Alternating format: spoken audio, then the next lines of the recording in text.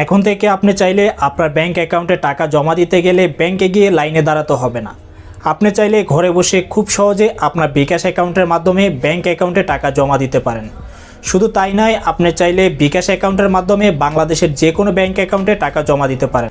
তো এই বিকাশ অ্যাকাউন্টের মাধ্যমে আপনার ব্যাংক অ্যাকাউন্টে কিভাবে টাকা জমা দিবেন, সর্বোচ্চ কয় টাকা জমা দিতে পারবেন, সর্বনিম্ন কয় টাকা জমা দিতে পারবেন এবং কত টাকা জমা দিলে আপনার কত টাকা চার্জ প্রযোজ্য হবে এবং মাসে কতবার জমা দিতে পারবেন, সম্পূর্ণ প্রসেস আজকের এই ভিডিওতে দেখানো হবে।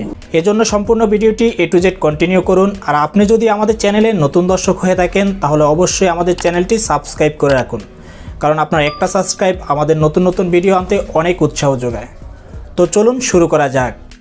প্রথমে আমরা বিকাশ অ্যাপ্লিকেশনটি ওপেন করে নিব। এরপর আমরা এখান থেকে আরও যে অপশনটি রয়েছে এই অপশনে ক্লিক করে দেব। ক্লিক করার সাথে সাথে আমরা এখানে দেখতে পাচ্ছি বিকাশ টু ব্যাংক, তো আমরা এই অপশনে ক্লিক করে দেব। তো ক্লিক করার সাথে সাথে আমরা এখানে দুটি অপশন পেয়ে যাচ্ছি। প্রথমে আমরা এখানে দেখতে পাচ্ছি ব্যাংক অ্যাকাউন্ট, এরপরে এখানে রয়েছে ভিসা ডেবিট কার্ড। তো আমরা যদি এখান থেকে ব্যাংক অ্যাকাউন্ট অপশনে ক্লিক করে দিই, এখানে আমরা অনেকগুলা ব্যাংক দেখতে পাচ্ছি। তো বাংলাদেশে যতগুলা ব্যাংক রয়েছে তো সকল ব্যাংক এখানে অ্যাভেলেবেল নয়। তো আমরা এখান থেকে ব্যাগ আইকনে ক্লিক করে আমরা এখান থেকে ভিসা ডেবিট কার্ড যে অপশনটি রয়েছে এই অপশনে ক্লিক করে দিব। ক্লিক করার সাথে সাথে আমাদেরকে এরকম একটি ইন্টারপেজে নিয়ে আসা হবে। এখানে আমরা দেখতে পাচ্ছি ভিসা ডেবিট কার্ড। বিকাশের এই সিস্টেমটির মাধ্যমে আমরা শুধুমাত্র যে সকল ব্যাংকের ভিসা ডেবিট কার্ড রয়েছে সেই সকল ব্যাংকের ভিসা ডেবিট কার্ড নাম্বারে টাকা পাঠাতে পারবো। এটা আমাদের অ্যাকাউন্টে জমা হয়ে যাবে। তো আমরা এখানে দেখতে পাচ্ছি 16 ডিজিট কার্ড নাম্বার দিন। তো আমরা এখান থেকে আমাদের একটি কার্ড নাম্বার সংগ্রহ করে নিয়েছি, তো সেই কার্ড নাম্বারটি আমরা এখানে বসিয়ে দিব।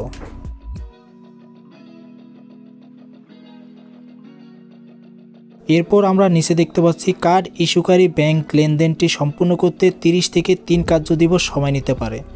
যদি আমরা এই সত্যি রাজি থেকে থাকি তাহলে আমরা এগিয়ে যান অপশনে ক্লিক করে দেব। তো আমি এগিয়ে যান অপশনে ক্লিক করে দিলাম। আমরা যেই ব্যাংক অ্যাকাউন্টের ভিসা ডেবিট কার্ড নাম্বারটি দিয়েছি তো সেই ব্যাংকের নাম সহকারে আমরা এখানে ভিসা ডেবিট কার্ডের নাম্বারটি দেখতে পাচ্ছি। বিকাশের এই নতুন সিস্টেমটির মাধ্যমে আমরা দুটি ক্যাটাগরিতে টাকা পাঠাতে পারবো। প্রথম ক্যাটাগরি হচ্ছে আমরা এখানে সর্বনিম্ন 50 টাকা থেকে 25,001 টাকা পর্যন্ত পাঠাতে পারবো, যেটাতে আমাদের চার্জ হবে 12 টাকা 50 পয়সা এবং 25,001 টাকার উপরে এখানে আমাদের চার্জ হবে 14 টাকা 90 পয়সা।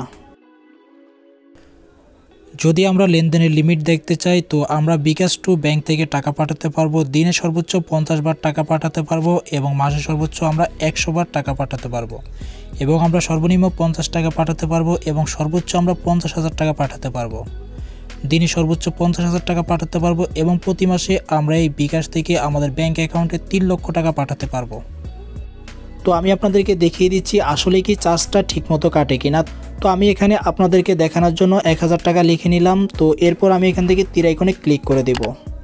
তো ক্লিক করার সাথে সাথে আমরা এখানে 1000 টাকার পরিমাণ দেখতে পাচ্ছি এবং আমাদের 1000 টাকা পাঠাতে চার্জ হবে 12 টাকা 50 পয়সা। তো যদি আমরা এখানে 25,000 টাকা দেই, 25,000 টাকা পাঠাতে আমাদেরকে এখানে চার্জ দিতে হচ্ছে 312 টাকা 50 পয়সা। তো যদি আমরা এটা ক্যালকুলেট করি তো 25,000 টাকা পাঠাতে হলে আমাদেরকে এখানে চার্জ দিতে হচ্ছে 12 টাকা 50 পয়সা করে প্রতি হাজারে। তো যদি আমরা এখানে 26,000 টাকা উঠিয়ে নেই,